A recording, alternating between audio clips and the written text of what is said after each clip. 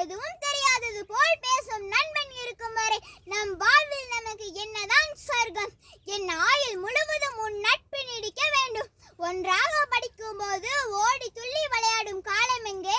இப்பொழுது ஏசி அறையில உட்காந்துட்டு மெயில் அனுப்பி விளையாடும் காலம் எங்கே?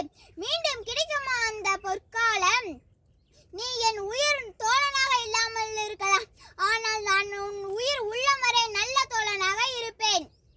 1000 பேர் நண்பனாக வைத்திருப்பது உனக்கு பெருமை இல்லை, 1000 பேரை எதிர்க்கக்கூடிய நண்பனை வைத்திருப்பது உனக்கு பெருமை. அப்துல் கலாம் ஐயா கூறிய பொன்மொழியை முன்வைக்க போகிறேன். ஒரு நல்ல நண்பன் ஒரு நூலகத்திற்கே சமம், ஆனால் ஒரு நூலகம் ஒரு நல்ல நண்பனுக்கு சமம்.